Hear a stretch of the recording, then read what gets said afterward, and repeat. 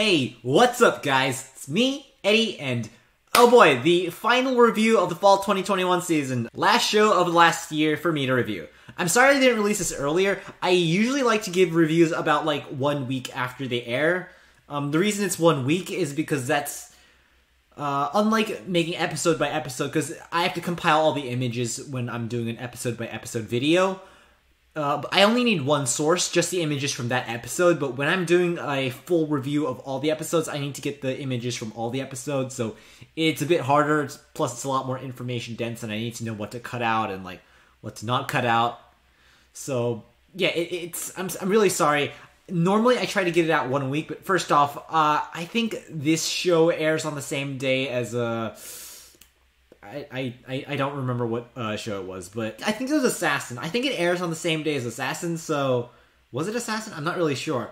It airs on the same day as Assassin, so obviously I can't release 2 videos in 1 week. With that being said, though, I did have ample... I didn't have that issue with Komi-san necessarily, because despite the fact that the show coincides with another show on the day, and as I said, I can't make 2 videos and upload them at the same time. I didn't have that issue because the Netflix shenanigans, the upload for Komi-san was really weird, and everyone in Reddit was just complaining about it. So yes, basically the Netflix release for Komi-san was like 2 weeks behind the. It was 2 weeks behind the normal upload, and. Now, obviously, unlike most people who watch the show, I just watched it fan-subbed and followed the official Japanese airing, which is, again, 2 weeks ahead of the Netflix one. So, theoretically speaking, if I had just not reviewed Assassin, I could have theoretically released a review video before the episode even before the show even finished airing on Netflix. But I wasn't able to do that because obviously I had Assassin. Even so, I could have released it on the day the show ended, which is, at least from where I'm filming this, 3 days ago. Because I'm filming this on the 9th. And the show ended airing on the 6th. The reason I released this late was just because I was lazy. Yeah, I'm sorry. That's the real reason. I was lazy. Yeah. So with all that being said, I hope you enjoyed my review of the show. Spoilers up ahead, and without further ado, let's just get right into it. Okay, so a bit of context for starters. Now, I've been aware of the series Komi-san for quite some time now. And even if I never looked into it all that much, I was definitely aware that there was a manga, and when I heard that the show was going to air, I was like, huh, that looks interesting, maybe I should go watch that. Now, this doesn't mean I hopped on immediately. I think it was like a good 4 episodes in when I started watching this show, and I think this was part of the reason I stopped watching Rumble Garandol. Okay, that's not really true. The main reason I dropped Rumble Garandol was just because, like, I just wasn't really interested in it anymore, but yes. Watching this might have been part of the reason, because for the last few days, I've just been in, like, an anime drought. I haven't been able to watch anything. It was the complete opposite of before when, like, it was, like, final season, and there was just so much coming at me. And I realized, yeah, I can't just watch all these animes. And Rumble Garandol happens on a Monday as well, so just a really bad time to watch the anime. And unlike Assassin, I just wasn't as hyped for Rumble Garandol, so... And not to mention, I skipped a few days. Like, Assassin, I would watch that every single day it aired, but Rumble Garandol, I would often forget that it even aired and ended up watching it, like, a lot later. Honestly, I just kind of lost steam. I just lost hype for it, so that's part of the reason I didn't really watch it. But, yeah, that's beside the point.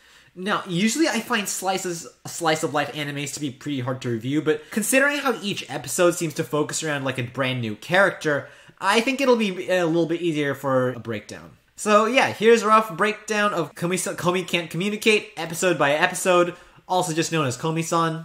Honestly, I don't know how I did it when I reviewed Kaguya-sama all those years back. But seriously, these brief collection of interrelated shorts type anime is really the hardest type of anime to review, so I won't go over everything, but I figured out I decided to maybe try a new format for this review, so yeah, let's do a little speed run of all the episodes, and some of it might just be me commenting on, like, oh, this episode did this episode did that, but yeah, let's just hop in. Alright, so we start off with episode 1, and I gotta say, this episode was an absolute masterpiece. I mean, don't get me wrong, they're all amazing, but this one in particular, I loved. Especially that blackboard scene at the end. That was gorgeous, and it's also in the ED. So first off, we're immediately introduced to Tadano and Komi. Komi, who is super cute, she is super adorable. Head pat, protect, she's beautiful as well, so which is a major plus. Honestly, I feel like I could have gotten more enjoyment out of this anime if I could actually like relate to Komi, to be honest, because I'm not really, I don't really have Komi's problem, so yeah. But I mean, with that being said, I still greatly enjoy this show. I still enjoyed Komi as a character. She's amazing. She's super cute, and I love all her like shenanigans. Cute Komi noises, those are great too. The other character was Tadano. Tadano's really interesting. This guy, he's more of a plain type of guy. He's more like the everyman. He's a bit plain. He's a bit normal. I don't want to say generic, though, because, well, yes, technically he is. He's just such a cool dude, honestly. He's a really chill dude. It's a shame the school looks down on him for being so plain. And, yeah, while he's definitely not wacky like the rest of the school, apparently, he's still likable. And seems like a solid dude to hang out with. So, Komi and Tadano, two great characters. I love him. Not much else to say. Alright, arriving on episode 2, we have Osana Najimi, who's the best damn character of this show. Osana Najimi is freaking amazing. By the way, when I hear Osana Najimi, I can't stop thinking of Yandere Simulator just because of the old Osana Najimi, but that's beside the point. Okay, seriously though, I love this guy. Girl, it doesn't matter. Osana is freaking amazing. Osana's a Chad, and out of everyone I'd say here, I'd say I'm the closest to Osana personality-wise. By the way, everyone seems to talk about Osana's gender, but nobody seems to notice how Osana is a freaking god who manages to not only have the time management skills, but somehow be in multiple places at once, because that's what you need to be childhood friends with 5 million people. Not to mention, most people can only remember up to like 500 people, so the fact that Osana can, be friends with 5 million people and actually just memorize and just talk about all their names and like, not just know their names, but like their interest and personality and stuff, that is pretty wild. So what's great is Komi's the only one he hasn't been able to befriend though, so I guess there's that. Really though, I love this guy, and Osana was definitely one of the highlights of the show. There's also various cute Komi moments, but come on, Osana is based. I just love their shenanigans. You know how like Osana's always telling Komi to buy them some like stuff? He talks super quickly and just, with like how I'm doing right now, and just tells Komi, hey, quickly go buy me this stuff, and Komi just goes in and she's like, what do I do? Because she knows what she has to give, but she can't talk because she's shy. Yeah, that's always great. Also, obligatory cute Komi, by the way.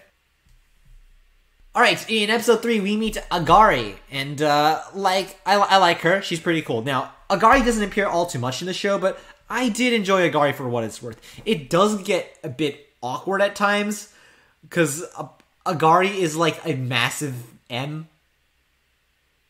You know? But, like, I enjoyed that, unlike Komi, who just appeared to get weirded out at that moment, which, in all honesty, if I was Komi, I'd get pretty weirded out, too. I do agree it's somewhat annoying, speaking of Komi, I do agree it's somewhat annoying that everyone just constantly treats Komi like some perfect goddess, but unlike Komi, I think it's pretty funny, because that's part of the comedy of this show. Komi probably thinks it's terrifying. By the way, am I the only one who really wanted to see Komi's kissy face, like when they did all the games?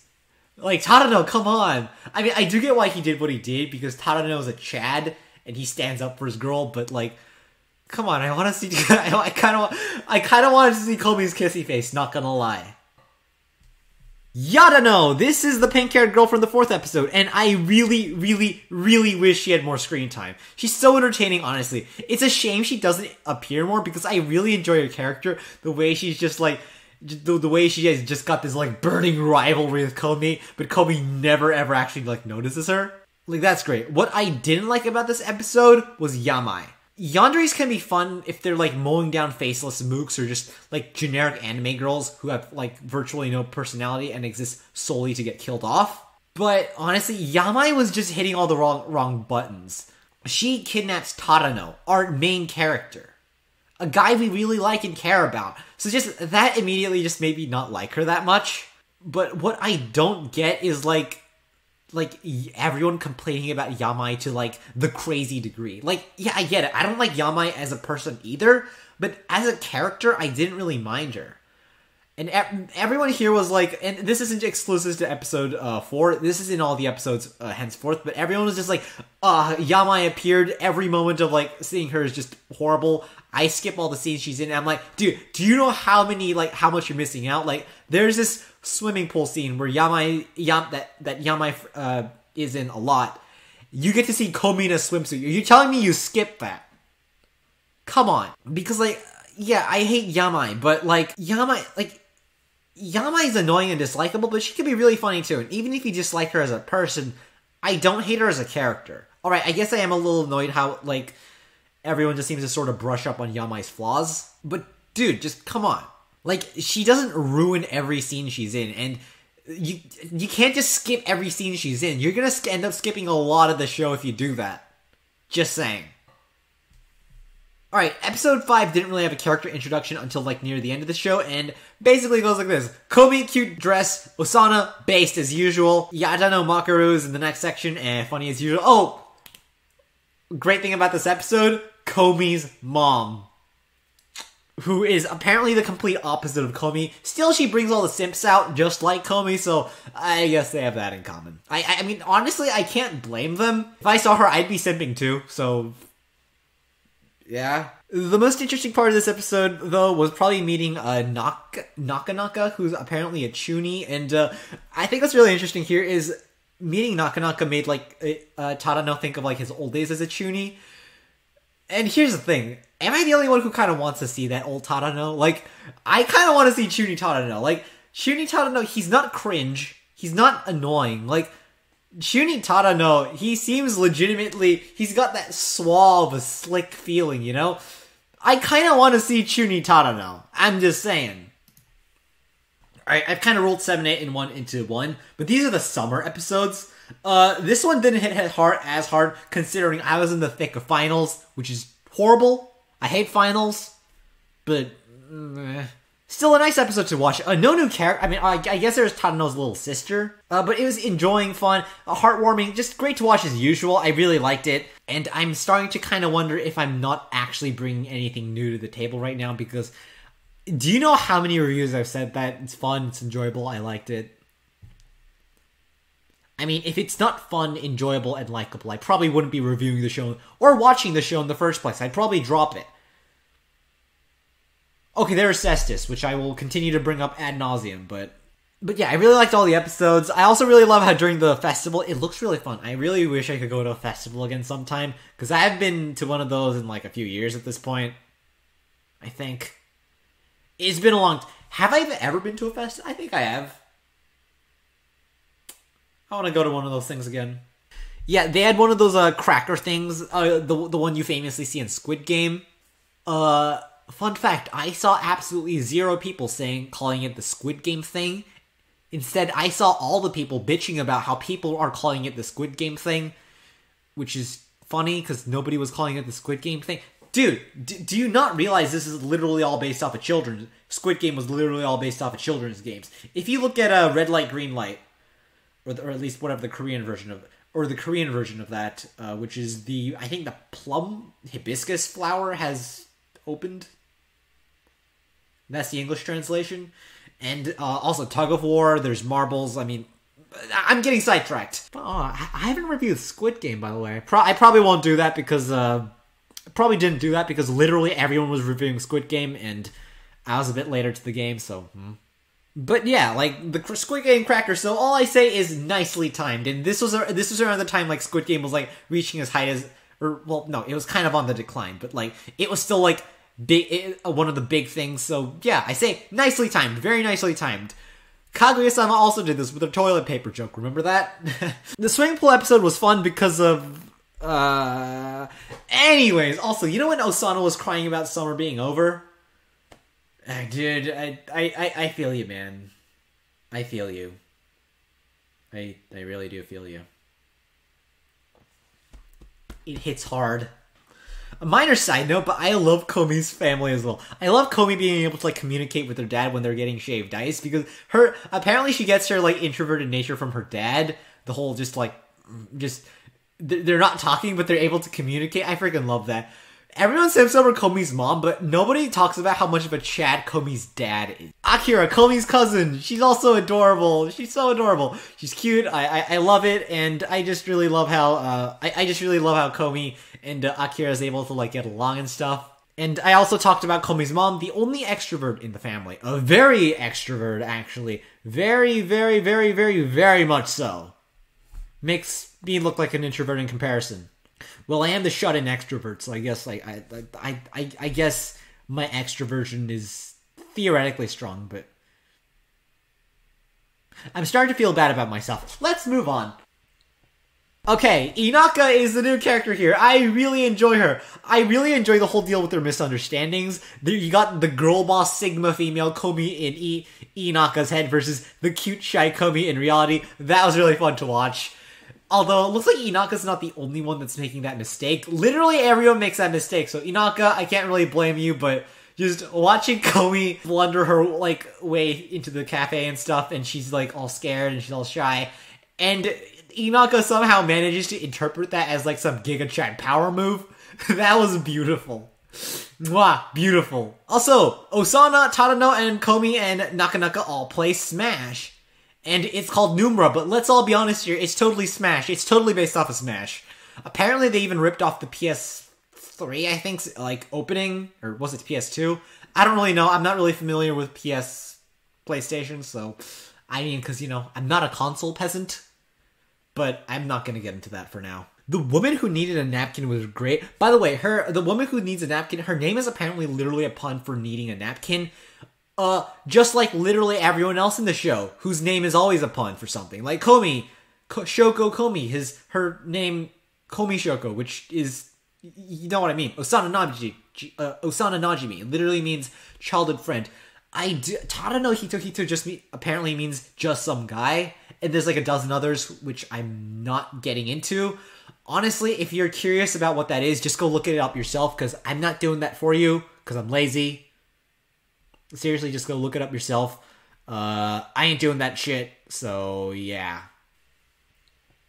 Netsuno, not sure how I feel about her. Like, unlike Yamai, I don't hate her as a person, and I don't hate her at all, honestly, but she does feel a little bit, like, I'm a little bit iffy about her, because she's a bit over, I know everyone in the show is, like, really over the top, but she still felt a bit out of place in the show. I mean, she's still not that, like, big of a character who's, like, present all the time, so I guess I could overlook it, though. Who I do mind, and by mind, I mean I freaking love, is Onemine. Freaking amazing. Like, with all, like, with the massive influx of characters, of just wacky and wild characters, it did kind of start to feel like Tadano's ordinariness wasn't enough, like, to keep the show grounded, so they introduced Onemine, who is another grounded character, just like Tadano, and is able to ground the show a little bit alongside him, so there's that. Yeah, she's one of the most normal people in the school, alongside Tadano, and I appreciate it. Other than that, the episode was a blast. The sports race was fun, and the moments were great. Komi telling Tadano that he could do it. Oh god, that was freaking amazing. And then just minutes later, Komi looking at Tadano, who's telling her that she could do it, and getting up and just running it, like, during their respective runs. That was beautiful. Also, the misunderstandings in the show, they never cease to get me. The whole jealousy deal Komi had towards Onemine during that misunderstanding was also amazing.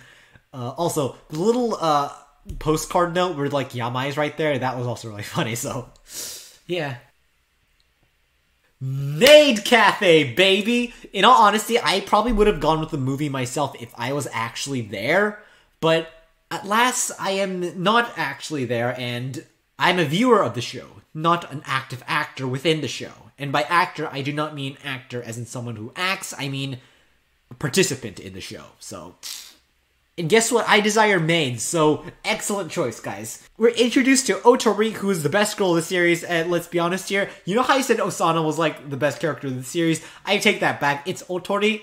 Otori is freaking adorable. I freaking love this girl. Just the way she, like, moves slowly, talks slowly, but is really quick to just wander off to some random place and just, you know, pull out a freaking chainsaw or something. Just, Otori is freaking amazing. I really want to see more Otori from now on. I hope in season 2 they feature a lot more, because Otori is amazing. Also, we see the episode from, not the episode, we see the baby from episode 7 back here. I know I didn't talk about that back in the summer section, but well, yeah, there's a baby in episode 7. So if you haven't seen the show, well, what are you actually doing? I literally warned you about spoilers. And the final episode. Alright, this one does overlap a bit with episode 11, but for the sake of cohesion, I decided to like kind of combine the maid section into one. First off, maids are epic. Osana, what the fuck are you doing to Tadano? Secondly, it also seems that the gene for getting simped for is partially genetic, as not only does Komi's mom get simped for, but so does Komi's younger brother Shosuke. You could even see Yamai right there, right behind the throne when he's sitting right there, simping for him, so yeah, do whatever you want to make with that info. Really though, other than that, I don't really get what, not even other than that, I don't really get what Osana was doing was all that bad. To be completely honest here, what did I tell you? I'm on the same brainwave as him. I'm on the same brainwave as Osana. But I'm not gonna get into that. Yeah, he was gonna charge a lot of money for hand-holding and stuff, but like, is that really a bad thing? I mean, is that not allowed? I don't get it. I also love the double standard as to when Osana says, hey guys, we might have lost, even though we totally won this thing, we still got disqualified and lost because... but that might have happened, but hey, it's alright, because we were all together, right? I love it when Osana says that, everyone's like, no, fuck you, dude. Whereas when Komi's like that, everyone's like, yes, Komi, it was all worth it. It doesn't matter whether we won or lost. The fact that we had fun was worth it. Although, to be fair, I think this is less due to the fact that, well, no, it's due to the fact that they treat Komi as a goddess, but let's all be honest here, Osana was the one who lost them the competition, so... I mean, Osana, you're the one that lost us the competition. Who are you to talk? Otori was great in this episode as well. Why are you in a trash bin, by the way? I don't know the reason, but it's cute, so keep doing it more. It was a really good way to end the show, with a class karaoke and just Komi going back home to think about her friends. A great way to show, and Season 2's been announced for April, so there's that. Plus, the little teaser for Season 2 is great. And, yeah, that's all the episodes. Oh, one final thing I want to talk about is the soundtrack. It's just the OST it's amazing, you know? It's great. The OST is freaking amazing. I just love all the like the soundtrack, the music, the background music, the OSTs. It's just so amazing. I love it. It really adds the atmosphere, the depth to the show. So that's what I really liked about it. As for the OP and ED, they're great, but not much to comment on. Don't get me wrong, I love the OP and ED. It's catchy and memorable, but, I can't say, especially stood out to me. I think this is less due to the fact that it's unmemorable, and more due to the fact that my brain has been Flower of Algernon into, all that. But that's a talk for another time, if ever. And... yeah, that's that. That's honestly all I have to say for this video, folks. Really sorry about the seemingly rushed review. Attack on Titan releases tomorrow. Actually, today. It's 12 a.m. in the morning. What am I doing? Morning? Night? Yeah, that's why it's the 9th. I was supposed to be filming this on the 8th, but guess I went a little... I filmed it a little late. Anyways, that's all beside the point. Honestly, Komi-san was a really great show. I really liked it. I really enjoyed it. And I hope you all did too. What did you like about the show? Please comment down in the comments below. It really helps the channel out. And remember, if you haven't done so already, like and subscribe. So yeah, that's all I have to say for this episode, folks. That's all there is for it. And yeah... the sky's up, and you guys are awesome. I hope you all enjoyed this show, and I'll see you all in the next episode. Bye!